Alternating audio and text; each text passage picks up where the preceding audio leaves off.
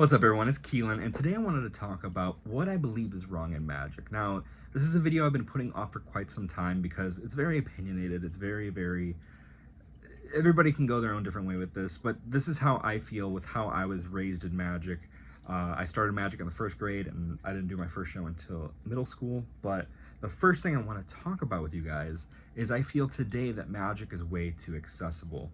And it is from social media, it's from the online magic stores themselves, I believe.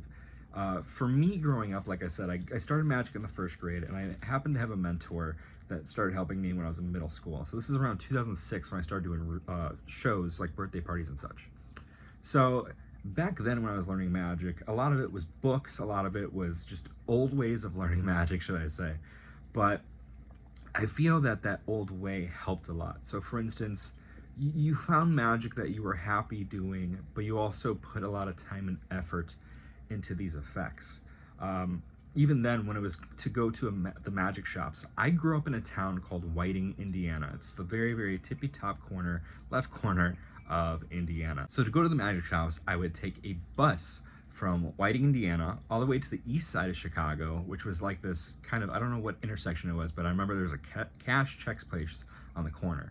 You'd wait for the bus there, and that bus would take you to the 95th Street station for the CTA, so it'd be the Red Line station on the south side of Chicago. You'd take that train all the way to downtown Chicago, and then you would get off in downtown Chicago and hop over to the Brown Line. The Brown Line would take you all the way to the north side of Chicago to Magic Inc. and Mr. Ash's Magic Shop. Rest in peace, Mr. Ash, by the way.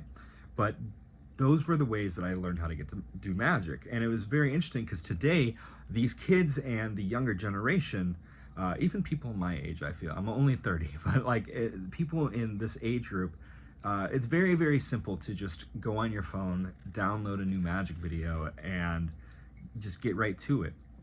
Whereas back then, you go to the magic shop, it took me maybe like an hour and a half to get up there, but you would sit there and you would go into the magic shop, and at that time, even then, magic shops weren't like how videos are today. You see the video and it's like, oh, this is how it is. You would ask, you'd look around for stuff that you'd be interested in, you'd be like, hey, what is this? And the person at the magic shop would be like, oh, let me show this to you. Or they would explain it to you, or like you would read the back of the DVD. You weren't able to see anything about this until you got home. You spent whatever money you did, you got home, so you took the hour 30 back to Whiting, for me at least, and you'd be reading the back of the DVD the entire time on the train. You'd be just reading it. You'd be like, oh, this looks so cool. You get home, you pop in the CD, and then you sit there and you watch it, and then or VHS. I mean, I'm a little bit old school. I'm like new and old school right here. But you'd pop in the VHS or CD, and then you would learn the trick. And then what I would do is I would stand in front of a mirror, and then I would ask my mom, like, hey mom, how does this look? And she'd be like, you need to work on it. And even as an adult, I do that. Like, even as an adult, I don't go to my mom, but as an adult, I'll sit there and I'll work on stuff, and I'll go to my girlfriend, I'm like, hey, how does this look, or how does this sound? You know, I want to make it to where it brings you in. And I think that's what ultimately is different about today. Is today the videos, everybody gets a video, they download it, they watch it, and then within minutes they're performing it. And you didn't give yourself enough time to practice it. You didn't give yourself enough time to make something of it. You just are performing the boxed effect. And I feel like a lot of these people are just copy and paste with it, and they're just like, oh, hey, I'm performing this. Whereas you can make so many effects you. And one of the things too is like, the issue for me is a lot of these online digital companies. There was a company that released something new lately, and I didn't know how it was done. It was kind of one of those things where I was like, oh, that looks interesting, and it's something I might do. I'm actually intrigued by this, and I didn't know how it was done. I was kind of like, you know what, I'm down to spend the money on this and check it out.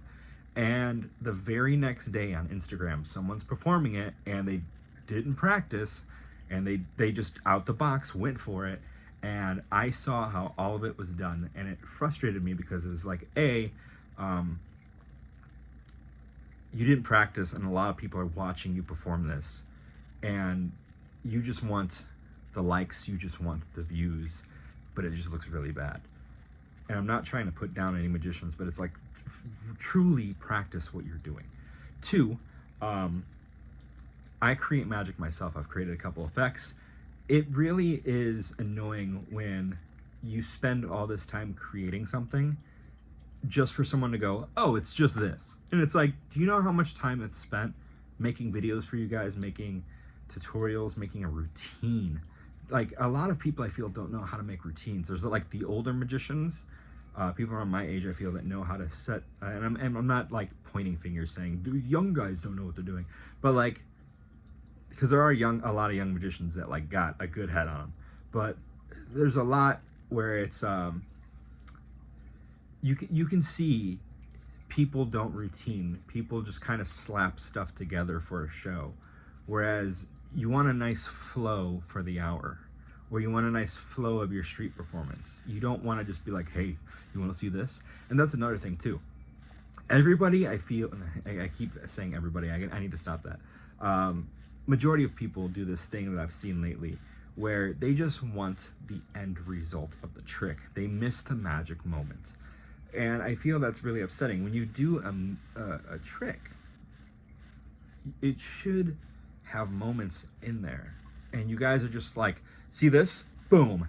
And then you're like, you're done with it. And it's, you miss the point of it. Like, you guys should really be putting in time and effort to make this moment magical.